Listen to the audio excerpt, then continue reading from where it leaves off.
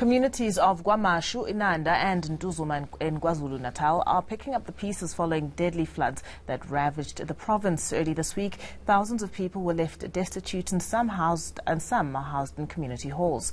KZN MEC for Cooperative Governance and Traditional Affairs, Thubelihle will give an update on the extent of the damage. eNCA reporter Thubelihle Vilane joins us now on the line. Thuba, thank you so much for your time. You're currently in KwaMashu. Can you just paint a picture for us and describe the devastation, what this community has been through, and what's the state that they're in right now?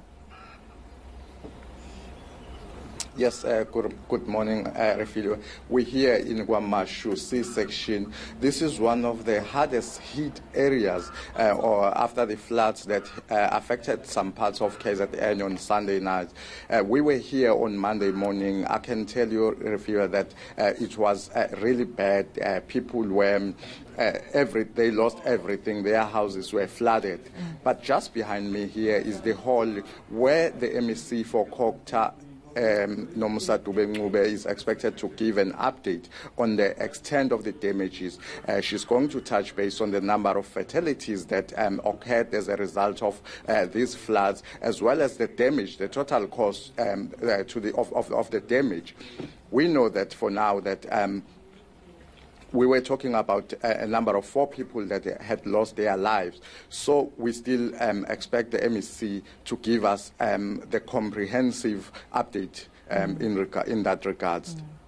Thuba, how many people have had to take shelter in community halls, and what are the conditions there like for families that have had to seek alternative places to stay?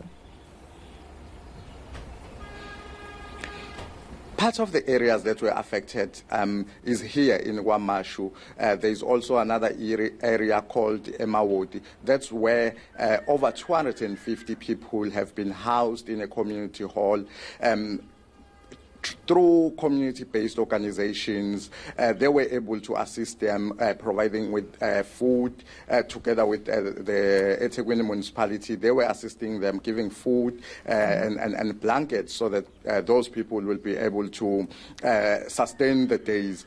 We're now going to get from the MEC, our last day going there, it was on Wednesday. The situation wasn't good at all. The hall itself was overcrowded. So we're hoping to get from the MEC whether they've been able to those people have been able to return back to their places if there are structures still standing. But we understand in some areas, like for example, where there was a family of 3, a father and a child of a 6-year-old, the house it was totally destroyed, and the mother of that child was still missing. The body of the father was recovered, and the 6-year-old child was recovered. Another thing that we also find out during the week is that there was also another 12-year-old that went missing in New Hanover in KwaZulu-Natal Midlands. We were told that the body of that boy was later discovered as well. Now, Thuba, as you've been interacting with these communities over the week, what sense, or have you been able to find out from them what they want to hear from the MEC when she addresses them today? What kind of relief are they hoping that local government is able to give them? I can tell you, on Monday when we arrived here, there was a protest that started just after the floods. What angered the community was the fact that there was a bridge, a temporary bridge that was constructed by contractors who were constructing a main bridge in the area. But I can tell you that they convey a message to the MEC saying that they believe that that bridge is the main cause. I can tell you now that that bridge has been demolished.